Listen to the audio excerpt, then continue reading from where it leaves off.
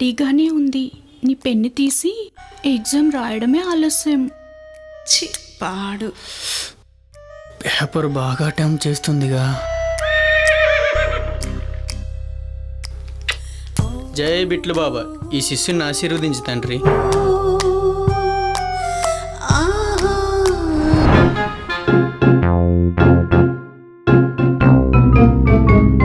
Doctor గారు, ఏంటి అతని ప్రాబ్లం? అమెజాన్ ఫారెస్ట్ నుంచి తప్పిపోయి వచ్చాడంట. టాబ్లెట్లు ఇచ్చి అక్కడికే పొమ్మన్నాం. అర్థం కాలేదు మేడం. మీకు అర్థం కాదులేండి, ముందు మీ ప్రాబ్లం ఏంటో డాక్టర్ గారు చెప్పండి. అది చూడండి మేడం, ఇక్కడ అన్నీ ఇప్పేయాలి. అదే మనసు విప్పి మీ ప్రాబ్లం మొత్తం మాతో చెప్పాలి. అది మేడం. ఏంటి మేడం, ఎక్కడికొచ్చి ఏం చేస్తున్నారు? నేనేం చేశాను మేడం? ఎక్కడైతే మొహమాట పడకూడదో, ఎక్కడైతే సిగ్గుపడకూడదో అక్కడే పడుతున్నారేంటి? అది ఇదిగో నర్సమ్మ, ఇట్రా, నీ చెవిలో చెప్తాను.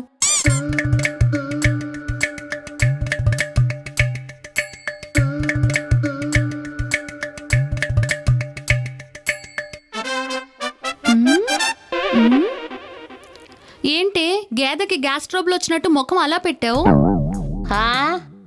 ఈవిడికంట మగవాళ్ళు ఎవరైనా షర్ట్ లేకుండా కనిపిస్తే వాడెవడో కూడా చూసుకోకుండా మీద పడిపోవాలనిపిస్తుందంట.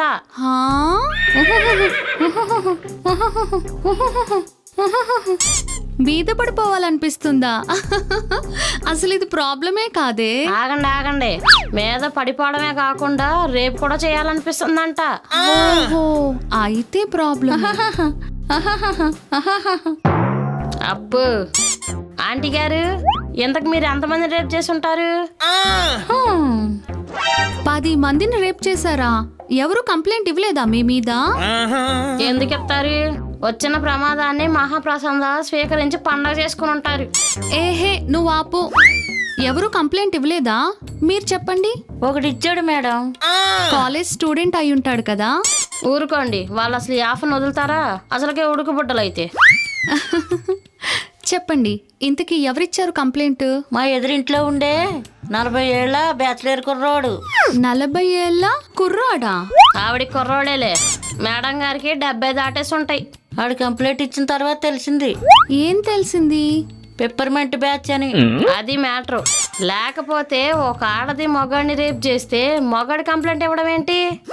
మరి మిగతా వాళ్ళు మళ్ళీ మీ వెంట పడలేదా? ముదరష్టం సచ్చినోళ్ళు నాకు ఎప్పుడు కనిపించినా సొక్కా లేకుండానే కనిపిస్తున్నారు. They are legends. Me weakness తెలుసుకుని వాళ్ళు మిమ్మల్ని భలే వాడుకున్నారుగా.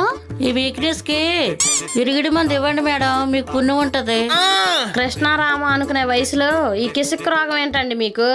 అసలు ఎప్పటి నుంచి జరుగుతుంది ఇలా మీకు? నా మొగుడు పోయినప్పటి నుంచి డాక్టర్ గారు. దీనమ్మ, మొగుడు సచ్చినా సోకు తగ్గలేదు దీనికి. కట్టు బొట్టు బేబీ క్రాఫ్.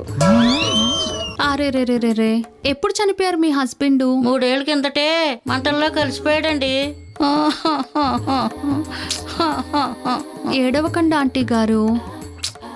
మరి మీకు పిల్లలు లేరా? యుఎస్ బ్యాచ్ అయ్యి ఉంటారు. యుఎస్ బ్యాచ్ కాదండి, ఆస్ట్రేలియా బ్యాచ్. అక్కడే సెటిల్ అయిపోయారు. ఏ బ్యాచ్ అయితే ఏముంది, మీకు దూరంగానే ఉన్నారుగా. సో మీ భర్త మీ నుంచి దూరమైన వెంటనే మీరు ఈ రోగం బారిన పడ్డారంటే అంకుల్ గారు ఆఫ్రికన్ వీరుడు అనమాట. ఆ నవ్వులోనే తెలిసిపోతుంది నాటీ అంకుల్ గారి నాటీనెస్.